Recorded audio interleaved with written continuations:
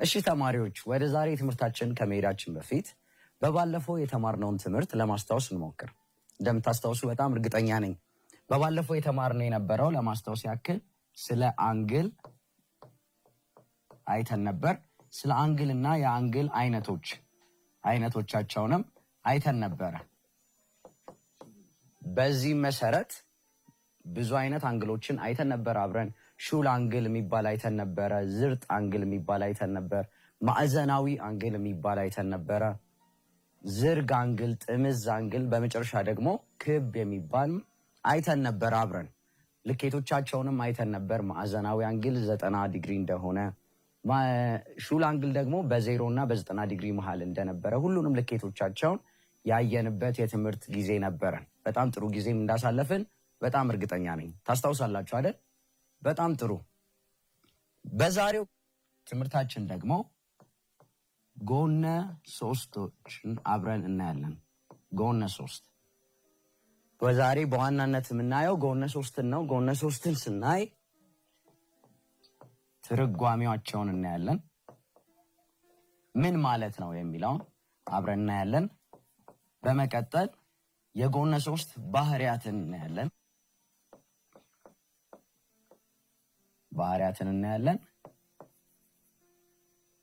አይነቶቹንም አብረን እናያለን ማለት ነው። ስለዚህ በዛሬው ትምህርታችን እነዚህ ሶስቱን አብረን የምናይ ይሆናል። ትርጓሜያቸውን እናያለን፣ ባህሪያትን እናያለን፣ አይነቶቻቸውንም አብረን የምናሳልፍበት ጊዜ ይሆናል ማለት ነው። በጣም ጥሩ። ስለዚህ ተማሪዎች የመጀመሪያውን ጎነ ሶስት ምን ማለት እንደሆነ አብረን እናያለን ማለት ነው። በዚህ መሰረት አስተውሉ። ጎነ ሶስት ማለት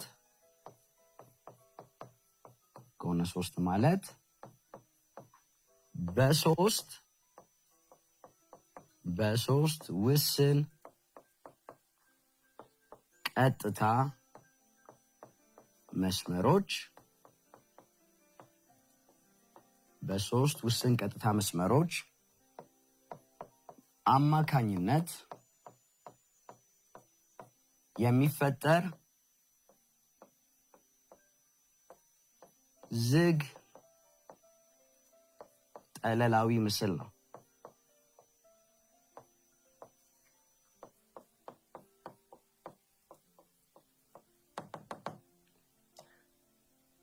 በደንብ አስተውሉ።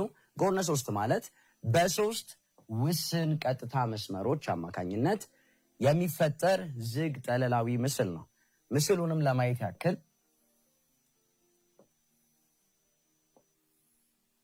በዚህ መሰረት መስራትም እንችላለን። ስለዚህ እነዚህን በምናይበት ጊዜ በሶስት ውስን ቀጥታ ውስን የሚልበት ምክንያት የተለያዩ በሶስተኛ ክፍልም ትምህርታቸው ለማስታወስ ያክል በተለያየ አይነት የመስመር አይነቶችን ለማየት ሞክረን ነበረ። ትይዩ መስመሮች፣ ተቋራጭ መስመሮች፣ ቀጥታ መስመሮች፣ የተለያዩ መስመሮችን አይተን ነበረ። ከመስመሮች ደግሞ አንዱ የሆነው ውስን ቀጥታ መስመር ከስሙ እንደምንረዳው የተገደበ ወይም ደግሞ ገደብ የተሰጠው መስመርን ይወክልናል። ስለዚህ በዚህ መሰረት በሶስት ውስን 1፣ 2 እና 3 በሶስቱ ውስን ቀጥታ መስመሮች አማካኝነት የሚፈጠር ዝግ ደግሞ የተባለበት ምክንያት ምንም አይነት የሚቀጥል መስመር የሌለው ወይም ደግሞ ዝግ ውስጡ የተዘጋለን የሚለውን ትርጓሜ ለመስጠት የተጠቀምንበት ይሆናል ማለት ነው። ስለዚህ ጎነ ሶስት ማለት በሶስት ውስን ቀጥታ መስመሮች አማካኝነት የሚፈጠር ዝግ ጠለላዊ ምስል ነው ማለት ነው። ስለዚህ በዚህ መሰረት ጎነ ሶስቶችን በዚህ መሰረት ስዕል ላይ ማስፈር እንችላለን ማለት ነው። እሺ ተማሪዎች እስቲ 1 ደቂቃ ልሰጣችሁ ፈልጋለሁ። በ1 ደቂቃ ውስጥ እናንተም የራሳችሁን ጎነ ሶስት በሶስት ውስን ቀጥታ መስመሮች ሰርታችሁ ተመልሰን እንገናኛለን።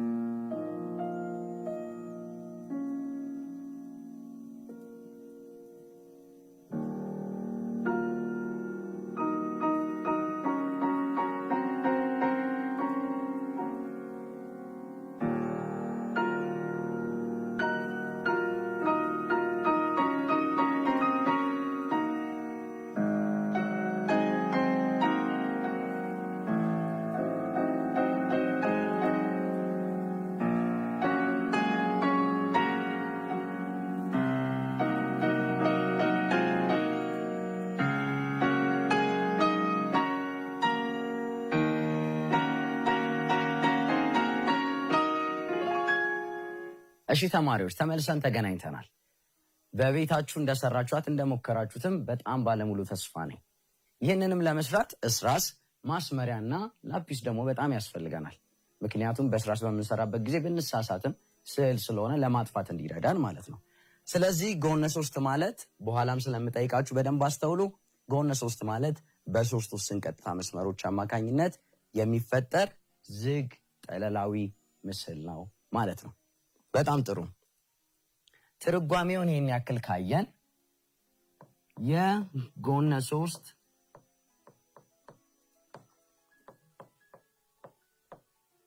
ባህሪያትን አብረን እናያለን። ጎነ 3 የራሱ የሆነው ባህሪያቶችን ይይዛል። ከነሱ መካከል አሁን ቀጥሎ የምናያቸው የጎነ 3 ባህሪያት ይባላሉ። የመጀመሪያው ስዕሉን አስቀምጠን ለመስራት ያክል ወይም ደግሞ ባህሪያቶቹን ለማየት ያክል ሀ ለ መ ብለን ብንሰይማቸው ባህሪያቶቹን ስናይ የመጀመሪያው ባህሪ ሶስት ጎኖች አሉት። የመጀመሪያው ባህሪው 3 ጎኖች አሉት። 1 2 3። የመጀመሪያው ባህሪው ጎነ 3 ጎኖችን ይይዝልናል። ሀለ ሀመ ለመ የሚል 3 ጎኖችን የያዘው የመጀመሪያው ባህሪው ሲሆን ሁለተኛው ባህሪው 3 አንግሎችን አሉት።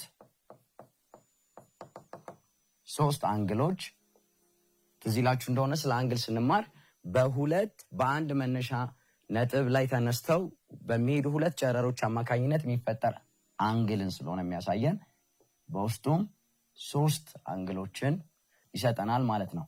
በሶስተኛ ደግሞ 3 መለያያ ነጥቦችን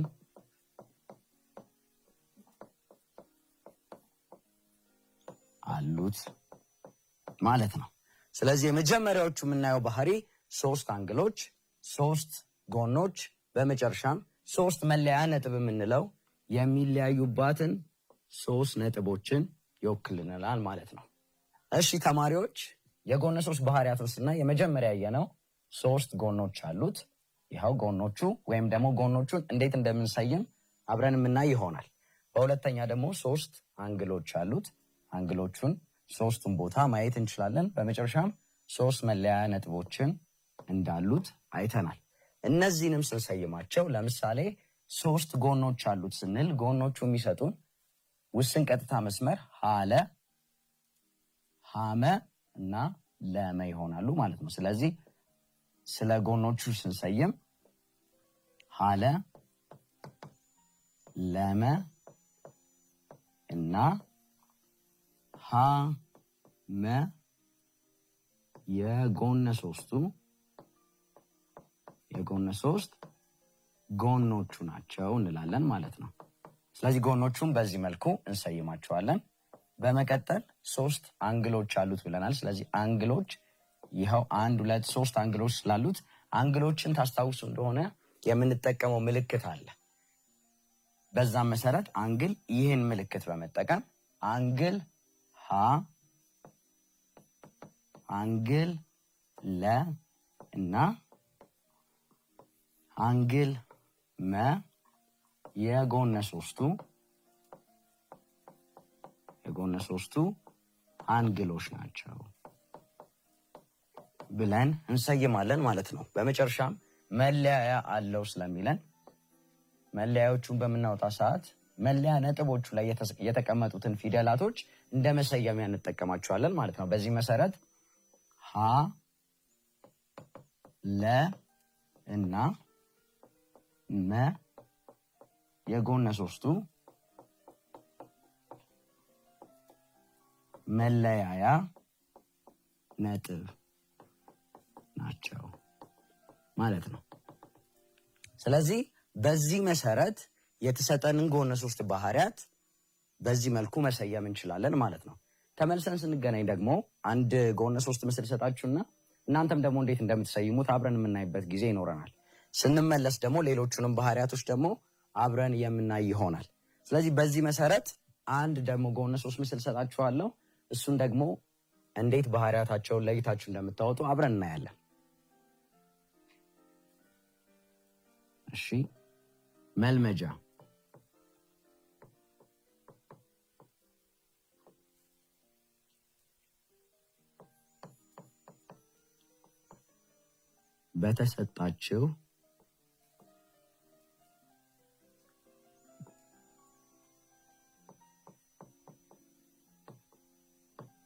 በተሰጣችሁ ጎነ 3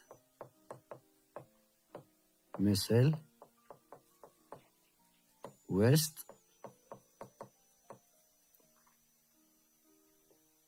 አንግሎቹን ጎኖቹን እና መለያያ ነጥቦቹን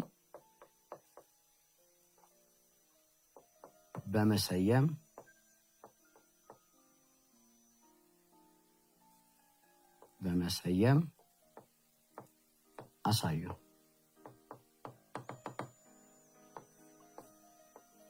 እሺ አንድ ጎነ 3 ምስል ስለላችኋለሁ። በሱም መሰረት ሀ ለ መ ብያለሁ። በዚህ መሰረት ትዕዛዙ ላይ እንደተጠየቅነው አንግሎቹን ጎኖቹንና መለያ ነጥቦቹን አውጥታችሁ በ2 ደቂቃ ውስጥ ተመልሰን እንገናኛለን ማለት ነው።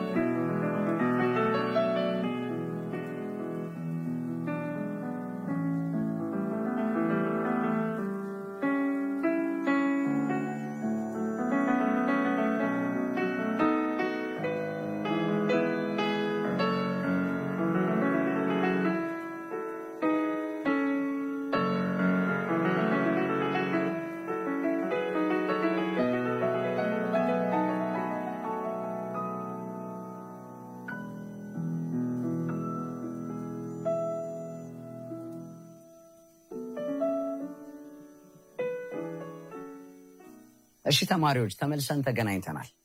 እንደሰራችሁት ባለሙሉ ተስፋ ነኝ። አሁን ወደ መፍትሄው አብረን እንገባለን። መፍትሄውን አብረን እንሰራለን ማለት ነው። የመጀመሪያው የተጠየቅነው የጎነ 3 አንደኛው ባህሪ የሆነው አንግሎቹን ማውጣት ይሆናል። የመጀመሪያው አንግሎቹን ስናይ አንግሎቹ በአንድ መነሻ ነጥብ በሚነሱ 2 ጨረሮች የሚመሰረት ስለሆነ ጎነ 3 አንዱ ባህሪው 3 አንግሎች አሉት። ስለዚህ አንግሎቹን ስንሰይም አንግል ሀ፣ በመቀጠል አንግል ለ እና በመጨረሻም አንግል መ አንግሎቹ ሲሆኑ ጥሩ። በመቀጠል ደግሞ የተጠየቅነው ጎኖቹን ነው የሚለን። ስለዚህ ጎኖቹን ደግሞ የሚሰጡን ውስን ቀጥታ መስመር ሀለ፣ ውስን ቀጥታ መስመር ሀመና ውስን ቀጥታ መስመር ለመ ይሆናሉ ማለት ነው። በዚህ መሰረት ሀለ ለመ እና ውስን ቀጥታ መስመር ሀመ የጎነ ሶስቱ ጎኖች ናቸው ማለት ነው። ጥሩ። በዚህ መሰረት እየሰራችሁ እንደሆነ ባለሙሉ ተስፋ ነኝ። ወደ መጨረሻው ደግሞ ስንሄድ የተጠየቅነው መለያ ነጥቦቹን አውጡ ነው። ስለዚህ መለያ ነጥቦቹ ደግሞ ብለን የምንጠራቸው ሁለቱ ጨረሮች ወይም ደግሞ ሁለቱ መስመሮች የሚለያዩበት ቦታ ላይ የተወከሉት ፊደሎች ናቸው። በዚህ መሰረት ሀ፣ ለ እና በመጨረሻም መ መለያያ ነጥቦቹ ናቸው ማለት ነው። ስለዚህ በዚህ መሰረት ከሰራችሁ ትክክል ናችሁ ማለት ነው ተማሪዎች። እንደዚህም ደግሞ ካልሰራችሁ በድግምጋሚ በመስራት ውጤቱን ማምጣት እንደሚቻል ልነግራችሁ እወዳለሁ። ስለዚህ በዚህ መሰረት መሰየም እንደምንችል አይተናል ማለት ነው። በመቀጠል የምናየው አስተውሉ፣ ሌላ የጎነ ሶስት ሁለቱ ጎኖች ተደምረው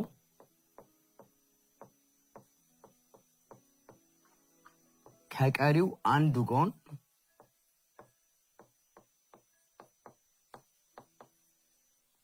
ጎን መብለጥ አለባቸው።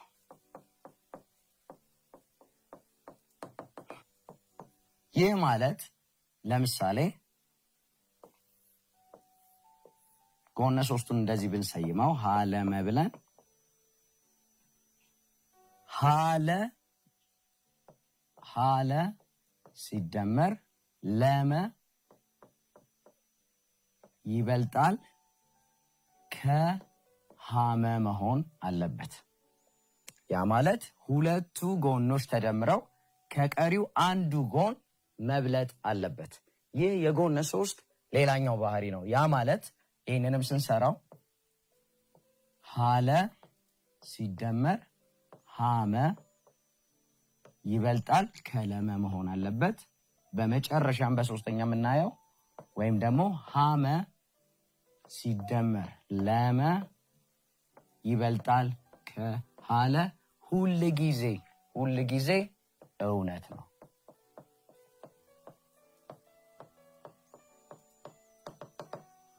እነዚህ በቁጥሮችም አድርገን ደግሞ አብረን እናያቸዋለን። ግን ይህ አንደኛው የጎነ ሶስት ባህሪ ነው። የጎነ ሶስት ጎን ልኬት መሆኑን ለማረጋገጥ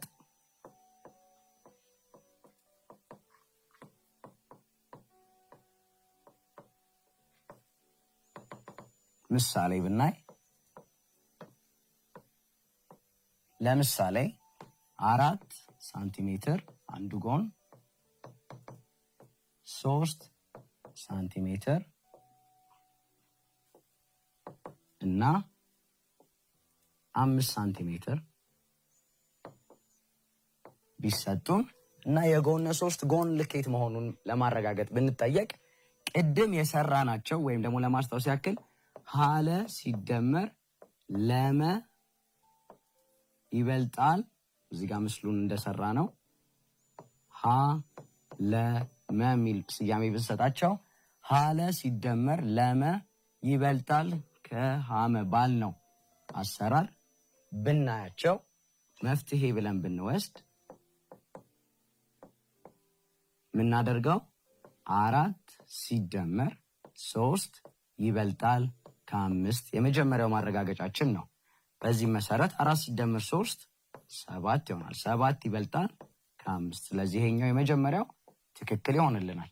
ግን አንዱን ብቻ አይተን ሳይሆን እዚህ ጋር እንዳየነው ሀለ ሲደመር ሀመ ይበልጣል ከለመ ጎኖቹ ሁለት ጎኖቹን ከአንዱ ጎን ይበልጣል ስለሆነ ሶስቱንም ማረጋገጥ ይጠበቅብናል ማለት ነው። በመጨረሻም ሀመ ሲደመር ለመ ይበልጣል ከሀለ ይሆናል።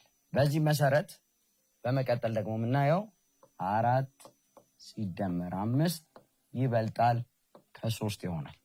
ሁለተኛው ማረጋገጫችን ማለት ነው። በዚህ መሰረት 4 ሲደመር 5 9 ይሆናል። 9 ይበልጣል ከ3 ሁለተኛው ማረጋገጫችን ትክክል ይሆንልናል። ስለዚህ ሶስተኛ ማረጋገጫ ስለሚጠበቅብን በዚህ መሰረት ስለሆነ የምንሰራው ሶስተኛው ማረጋገጫችንን ስናይ 5 ሲደመር 3 ይበልጣል ከ4 ይሆናል ማለት ነው።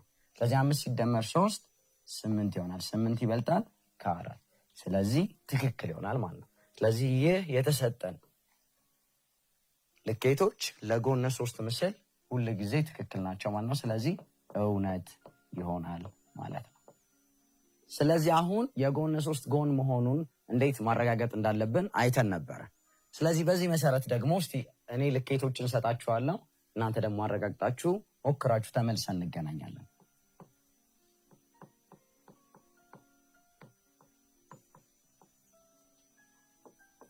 የሚከተሉትን የጎነ 3 ልኬቶች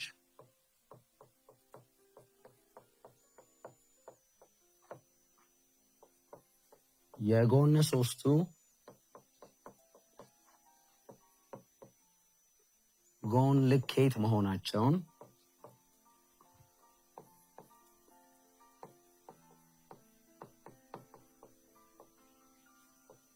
አረጋግጡ።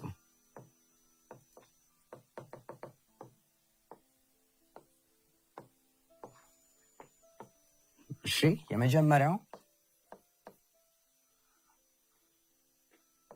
6 ሳንቲሜትር 3 ሳንቲሜትር እና 1 ሳንቲሜትር ሁለት ጥያቄዎችን ልስጣችሁ። የሚቀጥለው ደግሞ 4 ሳንቲሜትር 6 ሳንቲሜትር እና 8 ሳንቲሜትር ይሆናሉ። ስለዚህ ይሄንን ሁለቱንም በሶስቱም ማረጋገጫዎች ሰርተን ከ4 ደቂቃ በኋላ ተመልሰን እንገናኛለን። ከነ አሰራሩ ሰርተን ተመልሰን እንገናኛለን ማለት ነው።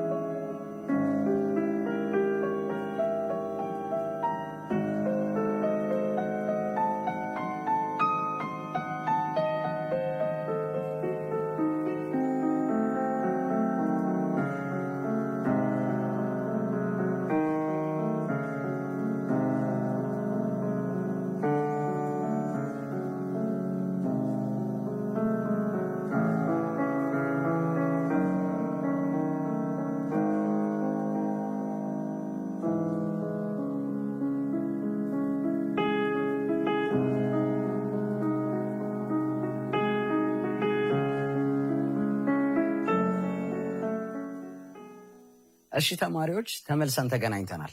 እንደሞከራችሁት ባለሙሉ ተስፋ ነኝ። አሁን ደግሞ አብረን የምንሰራ ይሆናል። ወደ መፍትሄያችን ስንሄድ የመጀመሪያውን ለማረጋገጥ የተሰጠን ያን አሰራር ማስታወሳችን ያስፈልጋል። ሁለቱ ጎኖች ተደምረው ከአንዱ ጎን መብለጥ አለበት። ሶስቱንም አሰራር እየሄድን አንዱ ላይ ቢሳሳትብን የጎነ ሶስት ጎን ሊሆን አይችልም ማለት ነው። በዚህ መሰረት ስንሄድ የመጀመሪያው 6 ሲደመር 3 ይበልጣል ከ1። በዚህ መሰረት 6 ሲደመር 3 9 ይሆናል። 9 ይበልጣል ከ1። ስለዚህ የመጀመሪያው ትክክል ሆኖልናል። በዚሁ መሰረት ሁለተኛውን ደግሞ እንቀጥል። አልጨረስንም፣ ምክንያቱም 3 ጊዜ ነው የምናረጋግጠው አንደኛውን። በመቀጠል ደግሞ 6 እና 1ን በመደመር ደግሞ 6 ሲደመር 1 ይበልጣል ከ3። ይህንንም በምንሰራበት ጊዜ 6 ሲደመር 1 7 ይበልጣል ከ3 ትክክል ነው ማለት ነው። የመጨረሻው ማረጋገጫችንን በምናይ ጊዜ 3 ሲደመር 1 ይበልጣል ከ6 ይሆናል። አስተውሉ ተማሪዎች፣ ሁለቱን አልፎልናል። የመጨረሻዋን ግን ማረጋገጫዋን ግን አብረን እናያታለን። 3 ሲደመር 1 4 ይሆናል። 4 ይበልጣል ከ6። 4 ከ6 አይበልጥም። ስለዚህ በዚህ መሰረት የመጀመሪያው ሐሰት ይሆናል ማለት ነው። የጎነ 3 ጎንን ሊወክልልን አይችልም። ምክንያቱም የጎነ 3ን የሚወክልልን አንደኛው ባህሪ ሁለቱ ጎኖቹ ተደምረው ከአንዱ ጎን መብለጥ አለባቸው። ሁለቱ ላይ ትክክል ሄዶልን በመጨረሻ ግን ሊበልጥ አልቻለም። ስለዚህ በዚህ መሰረት የመጀመሪያው ሐሰት ሆኖ እናገኘዋለን ማለት ነው። ወደ ሁለተኛው ደግሞ ስንሄድ ይህ ያሃ ነው።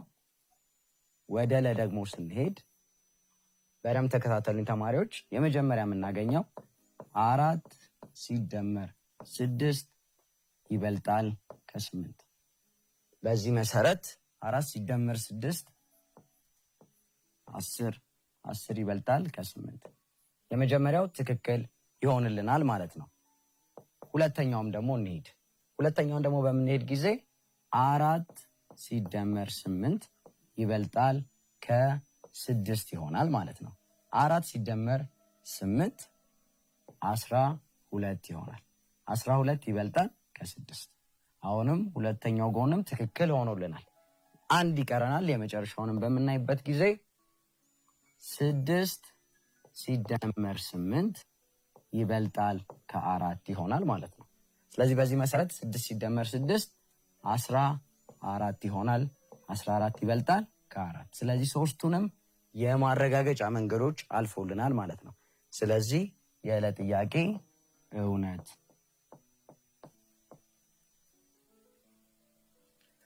ይሆናል ማለት ነው። ስለዚህ በዚህ መሰረት ከሰራችሁ ትክክል ናችሁ ማለት ነው ተማሪዎች። እንደዚህም ደግሞ ካልመጣ ሂሳብ በድግምጋሚ በመስራት ራሳችሁን እያሳደጋችሁ የምትሄዱበት የትምህርት አይነት ነው። ስለዚህ ወደሚቀጥለው ደግሞ ትምህርታችን እንሄዳለን ማለት ነው።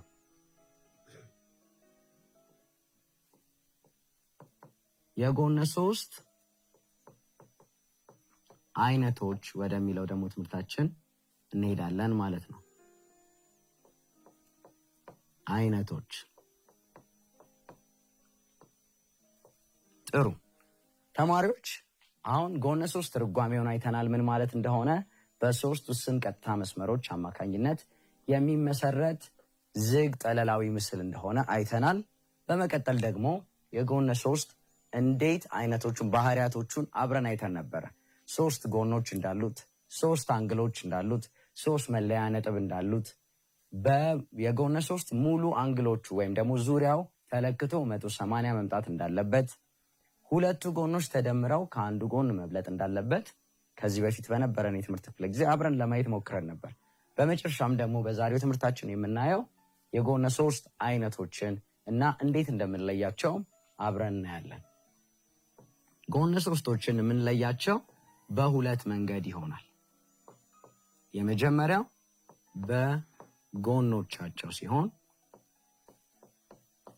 በጎኖቻቸው ሲሆን በመቀጠል ደግሞ የምንለያቸው በአንግሎቻቸው ይሆናል። ስለዚህ አንግሎችን በሁለት መልኩ መለየት ወይም ደግሞ አይነቶቻቸውን መለየት እንችላለን። የመጀመሪያው በጎኖቻቸው፣ በመቀጠል ደግሞ በአንግሎቻቸው። በጎኖቻቸው ስንል ጎኖቻቸውን የምንለውን ደግሞ በሶስት እንከፍለዋለን። የመጀመሪያው ሶስቱም ጎኖቹ ተመሳሳይ የሆኑ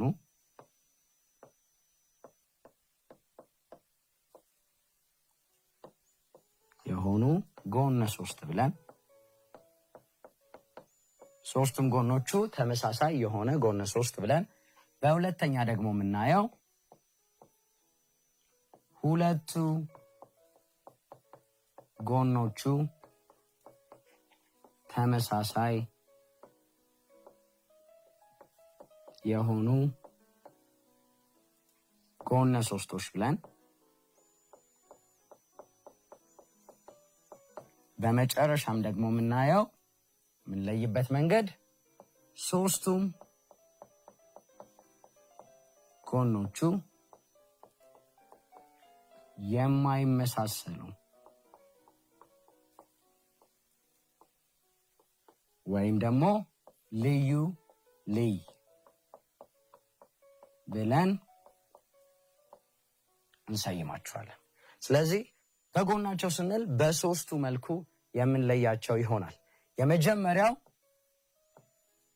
ጎነ ሶስት ጎኖቹን ሶስቱንም አይነቶች ለማየት ሶስት ጎነ ሶስት ምስሎችን ብንስል የመጀመሪያው ጎነ ሶስቶችን የምንለይበት መንገድ በጎነ ሶስት ላይ በምናስቀምጣቸው ጭረቶች ናቸው። የመጀመሪያው አንድ ጭረት አለው፣ ሁለተኛውም እንደዚህ። ሶስቱም ጎኖቹ ተመሳሳይ መሆኑን ምክንያቱም በሶስቱም ጎኖቹ ላይ ሶስት ጎን እንዳለው አይተናል። በሶስቱም ጎኖቹ ላይ የምንጠቀመው ጭረት አንድ አይነት ይሆናል ማለት ነው። ስለዚህ የመጀመሪያው ሶስቱም ጎኖቹ ተመሳሳይ የሆኑ የምንለው በምስል በዚህ መልኩ በምናይበት ጊዜ በጎናቸው የመጀመሪያው የምንለይበት ይሆናል። በሁለተኛው ደግሞ ሁለቱ ጎናቸው ተመሳሳይ፣ አንዱ ጎናቸው ብቻ ተመሳሳይ ያልሆነ ወይም ደግሞ ሁለቱ ጎኖች ተመሳሳይ የሆነ አንደኛው ደግሞ ከሁለቱ ጎኖች የተለየ ሆኖ በምናይበት ጊዜ በዚህ መልኩ የምንለይበት ይሆናል። በሶስተኛ ደግሞ የምናየው ሶስቱም ጎኖቹ የማይመሳሰሉ ይለናል። በዚህ መሰረት ሶስቱም ጎኖቹ የማይመሳሰሉ እንደሆኑ በዚህ መልኩም መግለጽ እንደምንችል የምናይበት ይሆናል ማለት ነው። ስለዚህ ጎነ ሶስት አይነቶችን ስንለይ የመጀመሪያ የምንለይበት መንገድ በጎኖቻቸው ይሆናል። በዚህ መሰረት የመጀመሪያው ሶስቱም ተመሳሳይ የሆኑ ጎነ ሶስቶች ብለን እንሰይማቸዋለን። በመቀጠል ሁለቱ ጎኖቹ ተመሳሳይ የሆኑ ብለን በዚህ መልኩ እናሳያለን። በመጨረሻም ደግሞ የምናየው ሶስቱም ጎኖቹ የማይመሳሰሉ ብለን የምናይበት መንገድ ይሆናል ማለት ነው። በአንግሎቻቸው ስናስቀምጥ በአንግሎቻቸው ደግሞ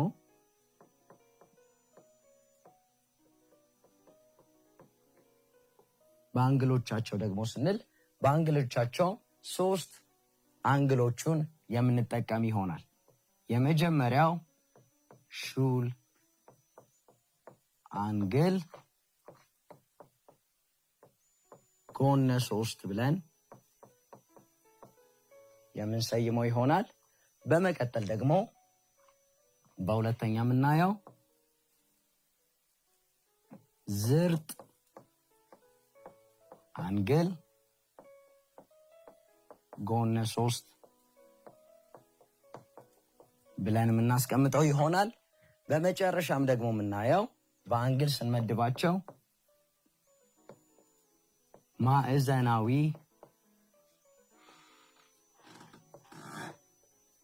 አንግል ጎነ ሶስቶች ብለን በሶስት አይነት እንወክላቸዋለን። ለማስታወስ ያክል በአንግል ትምህርታችን ጊዜ ሹል አንግል ልኬቶቻቸው በ0 ዲግሪ እና በ90 ዲግሪ መሃል ያሉ እንደሆነ አይተናል። በዝርጥ አንግል ላይ ደግሞ በ90 ዲግሪ እና በ180 ዲግሪ መካከል የምናገኛቸው እንደሆነ አይተናል። በመጨረሻ በማዕዘናዊ ደግሞ ያየነው 90 ዲግሪ ላይ የሆነ ይሆናል። ያ ማለት በጎነ ሶስት ስንመድባቸው በማዕዘናዊ ስንል ከሶስቱ ጎነ ሶስቶች አንደኛው ማዕዘናዊ አንግል በሚሰራበት ጊዜ ማዕዘናዊ አንግል ጎነ ሶስት ብለን የምንሰይማቸው በዚህ አይነት የሚታዩ ሲሆኑ ዝርጥ አንግል ብለን ደግሞ የምንሰይመው ከሶስቱ ጎኖች አንደኛው ዝርጥ አንግልን የሚመሰርትልን ሲሆን በመጨረሻም ደግሞ የምናየው ወይም ደግሞ ሹል አንግል ብለን ያልነው ሶስቱም ጎኖቹ ሹል አንግልን የሚፈጥሩልን ከሆነ ወይም ደግሞ ልኬታቸው በ0 ዲግሪ እና በ90 ዲግሪ የሚሆንልን ከሆነ በዚህ መልኩ ጎነ ሶስቶችን እንመድባቸዋለን ማለት ነው።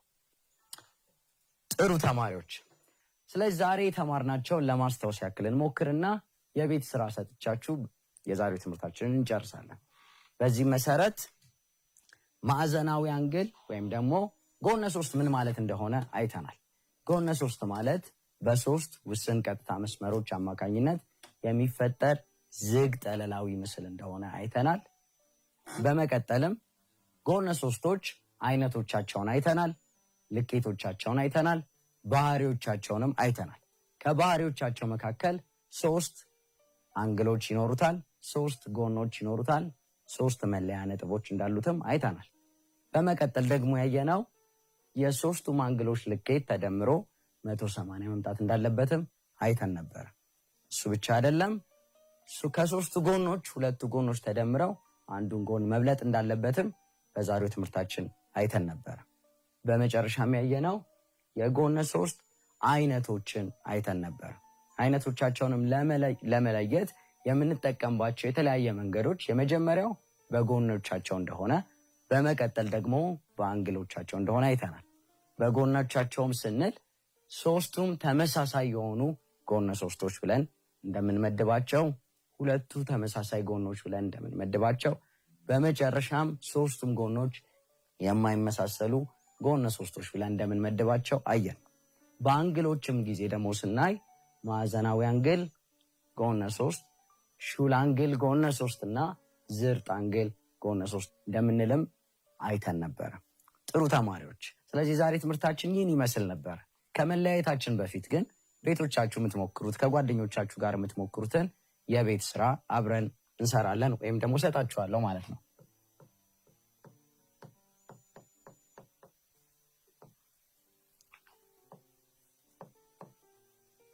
የሚከተሉትን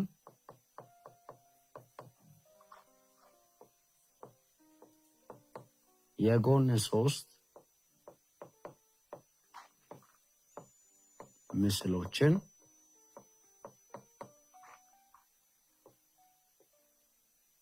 በመመልከት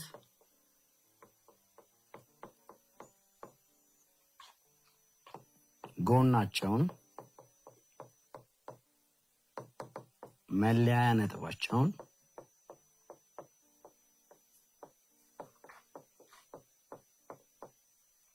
እና አንግሎቻቸውን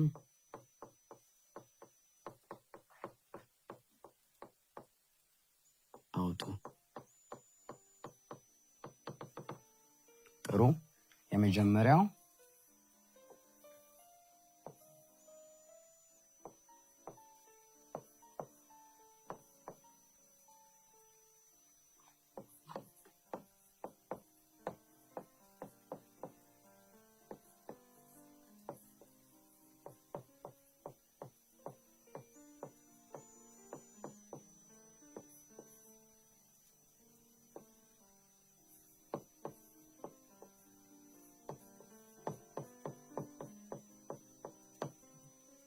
አውጡ። ስለዚህ የመጀመሪያው ጥያቄያችን የተጠየቅነው በተሰጠን ምስል ላይ አንግሎቻቸውን፣ መለያ ነጥባቸውን እና ጎኖቻቸውን እናወጣለን ማለት ነው። በመቀጠል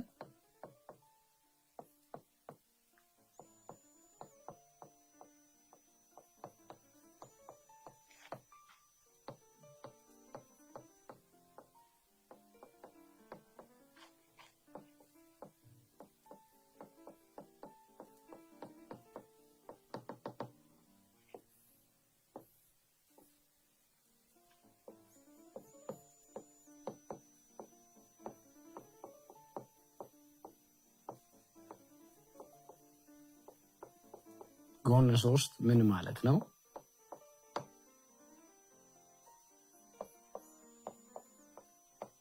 የጎን 3 ባህሪያትን ዘርዝሩ። ጥሩ ተማሪዎች፣ ስለዚህ አሁን 3 ጥያቄዎችን ሰጥቻቸዋለሁ። የመጀመሪያው በተሰጠን ምስል ላይ አንግሎቻቸውን እናወጣለን፣ መለያ ነጥባቸውን እናወጣለን፣ ጎን 3ታቸውን ወይም ደግሞ ጎናቸውን እናወጣለን። በመጨረሻም ደግሞ የተጠየቅነው አጭር ጥያቄ ጎን 3 ምን ማለት ነው፣ የጎን 3 ባህሪያትንም ዘርዝሩ ይለናል ማለት ነው። ስለዚህ ተማሪዎች እነዚህን ጥያቄዎች በመስራት ዛሬ የተማርነውን ትምህርት በደንብ ማዳበር እንችላለን ማለት ነው። ጥሩ ተማሪዎች፣ ዛሬ አብሬያችሁ የቆየሁት እኔ መምህር ሶፎንያስ ነኝ። በሚቀጥለው የትምህርት ክፍለ ጊዜ እስከምንገናኝ ድረስ ሰላም ሁኑ ተማሪዎች።